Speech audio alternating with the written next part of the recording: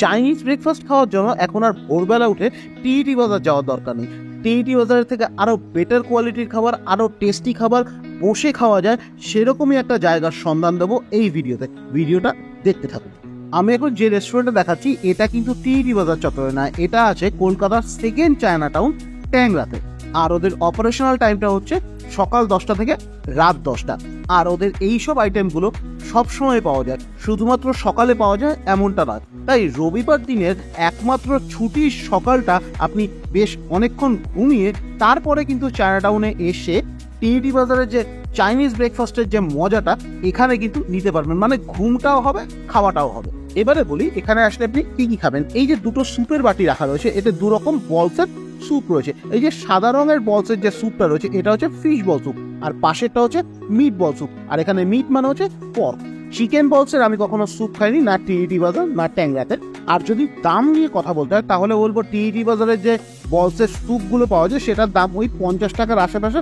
আর এখানেও রেস্টুরেন্টে বসে আপনি খাচ্ছেন, এসি রেস্টুরেন্টে বসে খাচ্ছেন, তার দামও কিন্তু ওই 50 থেকে 60 টাকার মধ্যে। এখানে গেলে আপনি স্টিম ওয়ান্টন, ফ্রাইড ওয়ান্টন সব কিছুই পেয়ে যাবেন, কিন্তু আমি এখানে প্রেফার করি ওদের আইকনিক সিঙ্গারা চাউ বা ওয়ান্টন নুডলটা ট্রাই করতে। আমি আজকে ট্রাই করেছি চিকেন সিঙ্গারা চাউয়ের সাথে রোস্টেড চিলি পর্ক। হ্যাঁ, এই সিঙ্গারা চাউটা কিন্তু আপনি টিইটি বাজারে পাবেন না, এটা ট্যাংরা এক্সক্লুসিভ। টিইটি বাজারটা যেরকম আপনার স্ট্রিট ফুডের জন্যই বেশি পপুলার, তাই জন্য এই নুডলস বা রোস্টেড চিলি পর্কটা থাকে না। তবে হ্যাঁ, ওই চত্বরে ডিলে বলে যে রেস্টুরেন্ট আছে সেটা সকাল 9টা নাগাদ খুলে যায়।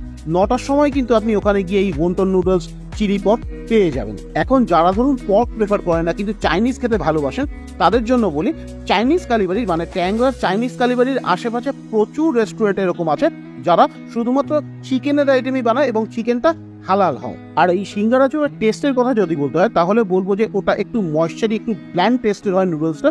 তার সাথে স্পাইসি রেড চিলি সসটা আর স্পাইসি চিলি পর্কটা একটা পারফেক্ট কম্বিনেশন তৈরি করে, আর টেস্ট একটা স্বর্গীয় সুখ দেয়। ওনাদের সাথে কথায় কথায় জানতে পারলাম ওনাদের টোটাল কলকাতায় 8 থেকে 9খানা রেস্টুরেন্ট আছে, শুধুমাত্র এই রেস্টুরেন্টটাতেই ওনারা পর্ক সার্ভ করেন আর বাকি সব রেস্টুরেন্টে ওনারা চিকেন সার্ভ করেন। ব্রেকফাস্ট সেরে যদি লাঞ্চ বা অন্য সময় ওখানে খেতে যাই তাহলে ওদের এই ক্যান্টনিজ নুডলসটা আমি ভীষণ ভালোবাসি।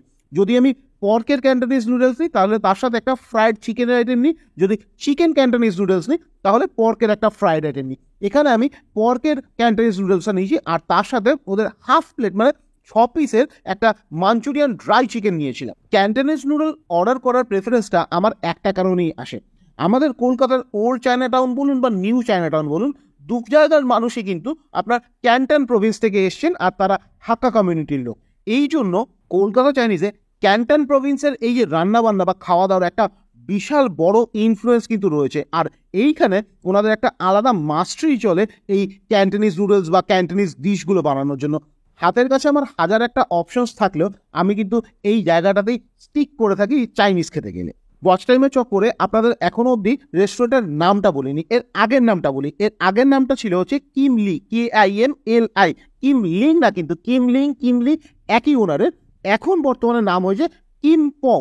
এই কিমপং এসে আপনি যত খুশি পর্ক খেতে পারেন, আর কিমলিংয়ে আপনি শুধুমাত্র চিকেন আর ফিশের আইটেমই পাবেন। ডেসক্রিপশনে তো গুগল লিঙ্ক দিয়ে দিচ্ছি। তার সাথে বলি আপনি এখানে কিভাবে আসবেন।